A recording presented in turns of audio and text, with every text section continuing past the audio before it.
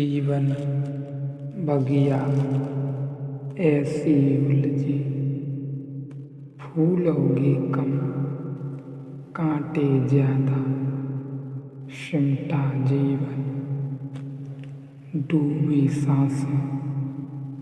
आना है तो अब भी आजा, यदि आपने अभी तक अंतिम अध्याय नहीं देखा है तो कृपया करके अंतिम अध्याय देखें, उसके बाद ही इस अध्याय में प्रवेश करें। बिना पिछला अध्याय देखे इस अध्याय को समझ पाना करीब मुश्किल है। सत्य कभी मरता नहीं, सत्य छिप जाता है लेकिन सत्य मरता नहीं। लेकिन अभी जिसको मैं कह रहा हूँ कि तुम बड़े योग्य, बड़े क्षमतावान, इसलिए मैं भी आपसे विनती कर रहा हूँ कि इस अध्याय से पहले पिछले अध्याय को जरूर देखें, तभी इस अध्याय को समझ सकें, वरना आप अपना समय बर्बाद न करें।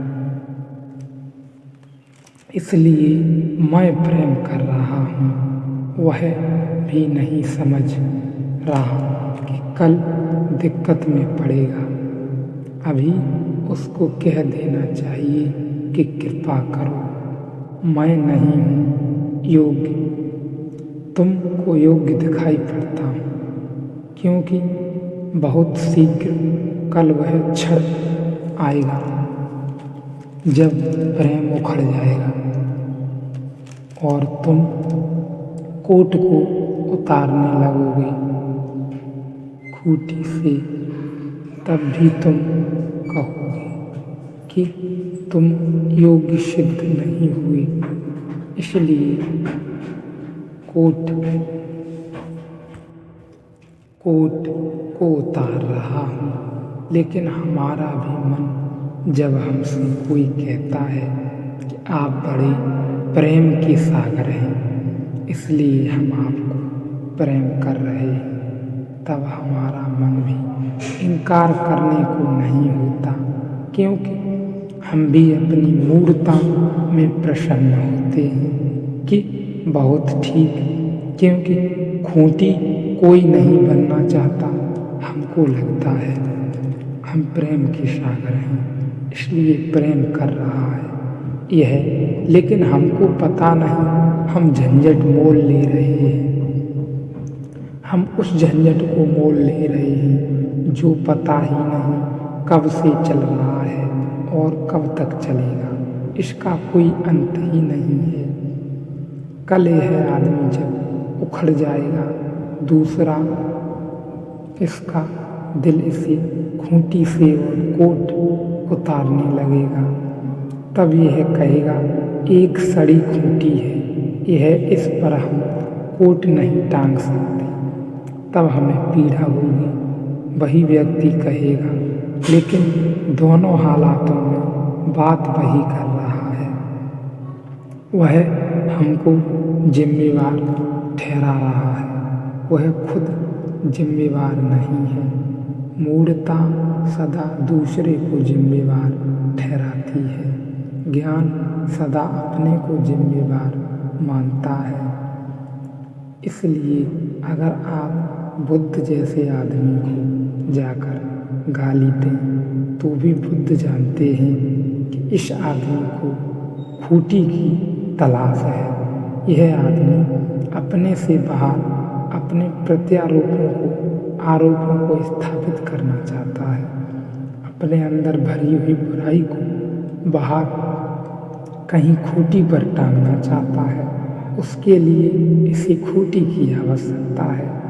आप उनके चरण छुएं तो भी जानते हैं कि इस आदमी को खूंटी की तलाश है बाहर, लेकिन अपने को वे महत्वपूर्ण नहीं बनाते दोनों में कभी भी। इसलिए जब आप पैर छूते हैं बुद्ध के, तब भी वे पत्थर हैं, और जब आप गाली दे जाते हैं तब भी वे पत्थर हैं, क्योंकि वे मानते हैं यह तुम्हारी ज़रूरत है, इससे उनका कोई लेना देना नहीं है।